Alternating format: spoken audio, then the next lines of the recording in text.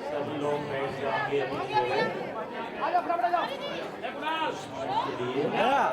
थोड़ी देर इस बात को मैं आपके पास में फिर ये दोबारा बोलता हूँ कि 2015 में ये जगन्नाथ भगवान का नया नवकलेवर होगा और ये 2000 के अवसर पर ये तुरंत रथ यात्रा के बाद में आप इसी तरह पहला एक प्रोग्राम बनाइए जिससे के तरह हम फिर अपने पास में खुशी होंगे। और भी एक बात है, ये जो भागवत भगवान का कथा है, जो कोई आदमी अपना जिंदगी में नहीं सुने वो जिंदगी में बहुत इन्हीं का पास में कुछ कम रह जाएगा। अगर कोई सुने है तो इन्हीं का आत्मा परमात्मा के साथ मिल जाएगा। और मैं फिर भी सोचता हूं कि ये चीज जो आज देखे हैं हम, ये गुरुदेव के पास में बहुत हम लोग आभारी हैं। और मैं स्पेशली ये जालान परिवार के पास से कोई भी सदस्य आकर के जगन्नाथ भगवान का एक गीत गोविंद खंडवा है, आप इन्हीं को कृपया दीजिए, क्योंकि कल जब ये भगवान और ये भागवत का विश्राम होगा, कल गुरुजी आकर के अपने कांधों में लेकर ये भागवत का विश्राम करें। कोई भी आदमी जालान परिवार से आकर के गुरुजी को थोड़ा इसको दीजिए। नहीं, जालान परिवार की तरफ से आने से हमको बहुत खुशी होगा। और मैं गुरुदेव के पास में अनुरोध करता हूँ, आप ये कथा जहां पर भी करेंगे, ये जगन्नाथ भगवान का खंडवा है, आप इसी को अपना पास में रखकर थोड़ा हमको आशीर्वाद करेंगे, यही हमारे पास में अनुरोध है। लीजिए माँ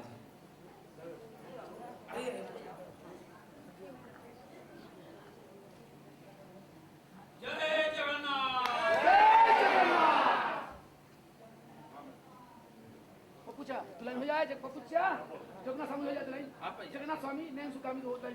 अरे तुरंत हो जाए फटाफट।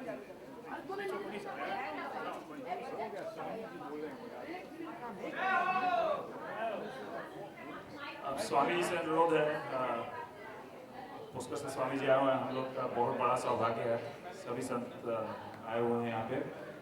स्वामी जी आप हम लोगों को आशीर्वाद दें।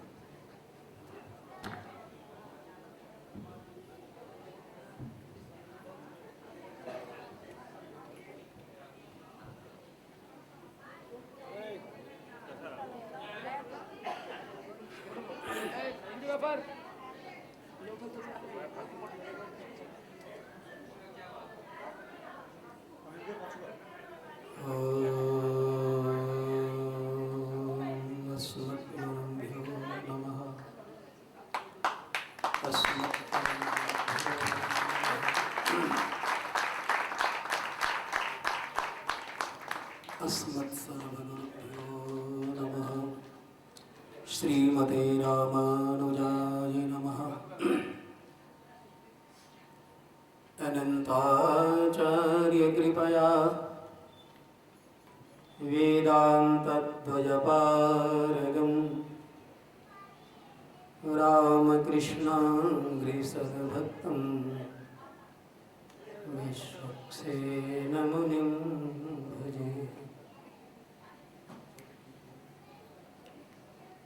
तस्मै रामानुजार्याय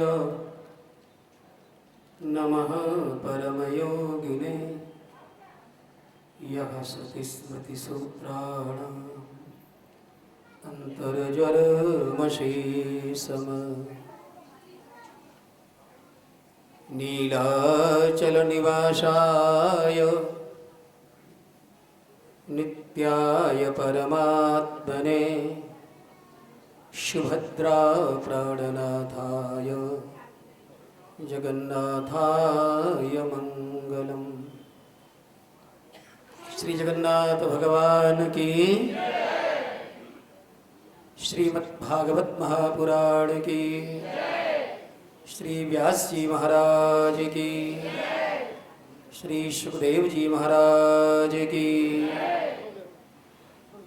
श्री भाष्यकार भगवान रामानुजाचार्य स्वामी जी महाराज की, सदगुरुदेव की, वृंदावन बिहारी लाल की, श्री अवध बिहारी भगवान की जय जय श्री राधे।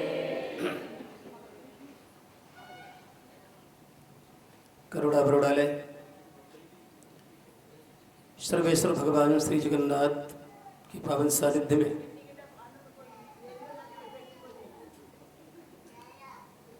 समस्त तीर्थ जहाँ समाहित होते हैं, ऐसे सागर के पावन तट पर श्रीमद् भागवत की कथा कराने वाला जो परिवार है, सभी लोग जानते हैं पूरे परिवार की वैष्णवता में, श्री वैष्णवता में बड़ी निष्ठा है। 3 साल में 3 प्रोग्राम 3 भाइयों के द्वारा एक परम सात्विक उदाहरण है।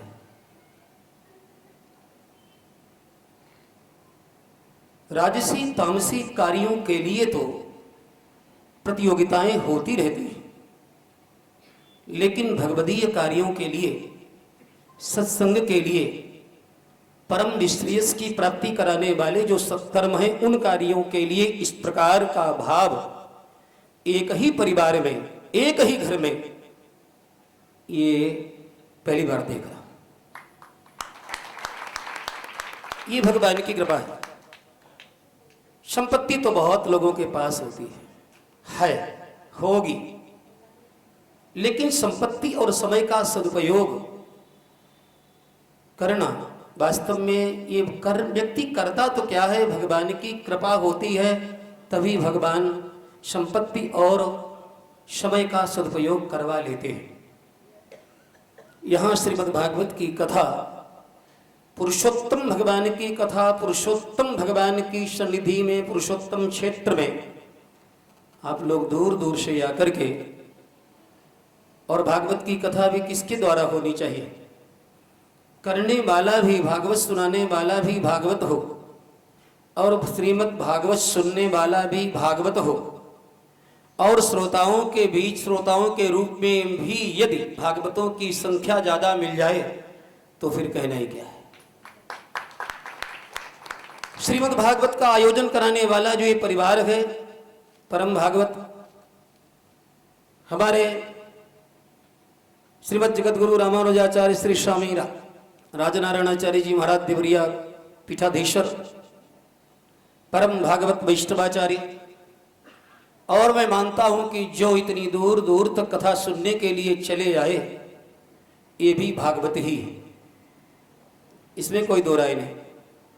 देखिए, श्रीमद् भागवत की कथा में भी जो मैं भी आज पूरी कथा सुना हूं, बड़ा अच्छा लगा। श्रीमद् भागवत के 10वें स्कंद के पूर्वार्ध और उत्तरार्ध दोनों का प्रसंग स्वामी जी महाराज ने समयाभाव के चलते संक्षेप में कहीं विस्तार से सुनाया। ये जितनी भी कथाएं हैं, सुखदेव जी महाराज के माध्यम से परीक्षित महाराज को जो श्रीमद् भागवत को माध्यम बना करके जो सुनाई गई हैं, ये सब वास्तव में प्रतीक है। परीक्षित महाराज एक रोगी है, एक बीमार है, और इतना बीमार है जो कहते मैं 7 दिन में मरने वाला हूं, हमारी क्या गति होगी। इसलिए श्रीमद् भागवत क्या औषधि है। कहते हैं भवौ सदाक्षरोत्र मनोभिरामात्, श्रीमद् भागवत एक औषधि है। एक रोगी को औषधि चाहिए, लेकिन रोगी को औषधि कौन दे? रोगी भी है, औषधि भी है। देने वाला यदि निदान को नहीं जानता है, देने की कला को नहीं जानता है, न जिसने रोग को पकड़ पाया, न जिसने औषधि को पकड़ पाया, वो भी औषधि, और रोगी औषधि और देने वाला होते हुए भी संभवतः रोग ठीक नहीं होगा। सुखदेव जी महाराज परम वैद्य है। हमारे यहाँ परीक्षित महाराज शरीर से अस्वस्थ नहीं है। श्रीमद् भागवत भी कोई बोतल में रखी हुई, कांच की बोतल में रखी हुई औषधि नहीं है। और सुखदेव जी महाराज भी कोई इंजेक्शन लगाने वाले, कोई घोट घोट करके दवा पिलाने वाले वैद्य नहीं है। ये आंतरिक बीमारी है, जिसके मन में जो मन संदेहों से भरा हुआ है, जो जीवन संदेहों से भरा हुआ है, वास्तव में वो बीमार है, जिसमें भ्रम भरे हुए हैं, कोई रास्ता नहीं है। मनुष्य जीवन प्राप्त करने के बाद भी अंधेरे में तीर चलाते रहते हैं। अंधेरे में तीर लग जाए तो तीर, नहीं तो तुक्का।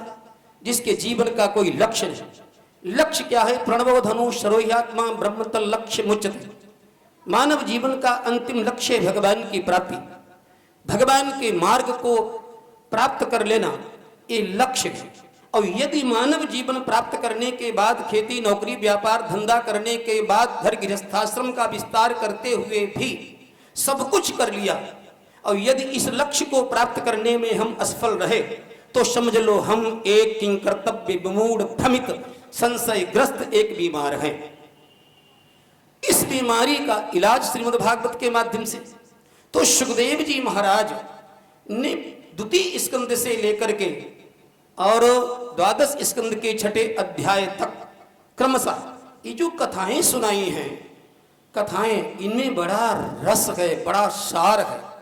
और वास्तव में श्रीमद् भागवत की जो दसम स्कंद की जो कथाएं हैं, भगवान श्री कृष्ण की जो बाल्यावस्था की, किशोरावस्था की, बगोंडावस्था की, और जो द्वारका की जो लीलाएं हैं, ये लीलाओं का इनका अनुसंधान करने के लिए जैसे दवा पी जाती है ऐसे कान के माध्यम से सुनना और सुनने के बाद इनको पचाना, भगवान की प्रत्येक लीला का अनुसंधान करके इसको पचाने की चेष्टा करनी चाहिए।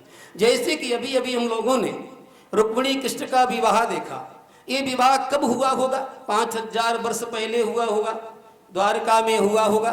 द्वारका वालों ने उत्सव मनाया होगा, कुछ घर गृह पक्ष के होंगे, कुछ बारात पक्ष के होंगे, कुछ कन्या पक्ष के होंगे। लेकिन 5000 वर्ष का समय बीत गया, 5000 वर्ष का समय बीत गया है। भगत सुखदेव जी महाराज परीक्षित को ये विवाह का प्रसंग मानो शब्द चित्र के माध्यम से उपस्थित करते हैं। उसमें कैमरे नहीं थे, वीडियोग्राफी नहीं थी, व्यवस्थाएं नहीं थी, लेकिन एक कथा सुना करके जैसे आप लोग कैसेट बना लेते हैं, चित्र खींच लेते हैं, तो मानो सुखदेव जी महाराज भी प्रत्येक प्रसंग के माध्यम इतना बारीक सूक्ष्म विवेचन किया गया है इन प्रसंगों का कि परीक्षित महाराज के मन पर, परीक्षित महाराज के चित्त पर एक कथाएं शब्द चित्र बन जाएं और चित्र के रूप में अंकित हो जाएं। तो विवाह का प्रसंग जो है, लेकिन हमने अभी देखा, थोड़ा आप लोग को लगेगा तो भाई देखो ये मुरली मनोहर कृष्ण हैं, ये ब्रजवासी, और विवाह हुआ है द्वारकावासी का। द्वारकावासी के हाथ में सुदर्शन चक्र है या शंख है, ये बांसुरी अच्छी नहीं लगती है। विवाह के समय पर बांसुरी जो है, बांसुरी तो कृष्ण को नहीं आती है, गीत गाने वाले की है।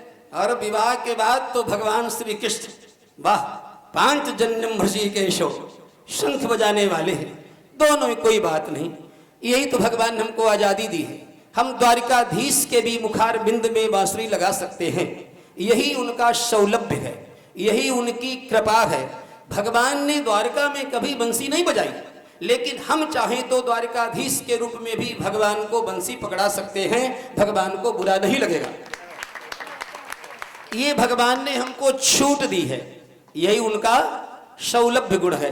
तो इनका हमें अनुसंधान करना चाहिए कि भगवान ने अवतार लिया, रुक्मिणी जी ने अवतार लिया, राघवत्ते भवसीता रुक्मिणी कृष्ण जन्मनि। राधा जी लक्ष्मी नहीं है, लक्ष्मी जी नहीं है, रुक्मिणी जी लक्ष्मी है। राघवत्ते भवसीता रुक्मिणी कृष्ण जन्मनि अन्येषु चावतारेषु विष्णु रेशा न पायनि। जब जब भगवान धरा पर आते हैं विविध रूपों में, तब तब उनकी परम प्रेयसी वैकुंठनाथ की पट्टमहिषी जो लक्ष्मी जी हैं, वो भी भगवान के अनुरूप स्वरूप धारण करके इस धरा पर आती है। भगवान जब राम के रूप में आए तो सीता जी बन करके आई, जब भगवान कृष्ण के रूप में आए तो रुक्मिणी बन करके आई, जब भगवान रंगनाथ बन करके आए, अर्चा रूप में मूर्ति विग्रह धारण करके आए, तो भगवान तो भगवती परम्बा जगदम्बा गोदाम्बा जी बन के आ गई। वो किसी न किसी रूप में लक्ष्मी जी भगवान के साथ रहती हैं। यहाँ तक सालग्राम भगवान में भी लक्ष्मी जी रहती हैं, अकेले सालग्राम भी नहीं रहते हैं। कुछ महापुरुषों ने अनुसंधान किया है, बोले सालग्राम भगवान में इतनी चमक कैसी? चमक, बोले सालग्राम में चमक क्या होगी? पत्थर की शिला, पत्थर की बटिया है, उसमें चमक अमक नहीं है, लेकिन लक्ष्मी जी जो घुसी हुई हैं उनकी चमक है। तो सालग्राम में भी जो यानी कांति है, जो निर्मलता है, जो स्फटिकपना है, किसी भी प्रकार की जो चमक है भले वो लक्ष्मी जी की है, तो लक्ष्मी जी रहती हैं। तो 5000 वर्ष पहले जो भगवान ने विवाह किया, हम लोग भी श्रीमद् भागवत के माध्यम से उसका अनुसंधान करते हैं, अनुसंधान करते। देखो भगवान को विवाह की आवश्यकता नहीं है, न तो रुक्मिणी जी को विवाह की आवश्यकता है, न भगवान को विवाह की आवश्यकता है, क्योंकि विवाह की आवश्यकता तो उसको होती जो दूर दूर होते हैं, जो अलग अलग होते हैं। और जब शालिग्राम के रूप में भी लक्ष्मी जी पीछा नहीं छोड़ती हैं तो विवाह की क्या जरूरत? फिर विवाह क्यों? इसलिए विवाह नहीं होता है, विवाह तो भगवान का भक्त लोग करते हैं, रुक्मिणी जी को पटाते हैं, हे देवी हे माँ तुम भगवान से विवाह कर लो, और भगवान को पटाते हैं तुम विवाह कर लो, क्योंकि तुम्हारा तो विवाह कभी हो गया। अरे वो तो अनादि हैं, अनादि हैं, तो कभी विवाह हुआ होगा। किसने देखा जंगल में मोर नाचा, किसने देखा अरण्य रोदनम यथा, जंगल में रोए किसने सुना? इसलिए भक्त लोग कहते हैं ना ना ना, भले ही आप साथ में रहते हो, भले ही लक्ष्मी जी साथ में रहती हो, तुम लक्ष्मी जी के साथ रहते हो, लेकिन हमारी आंखों को तृप्ति तो तब मिलेगी, हमारे कानों को तृप्ति तो तब मिलेगी, हमारी इंद्रियों को तृप्ति तब मिलेगी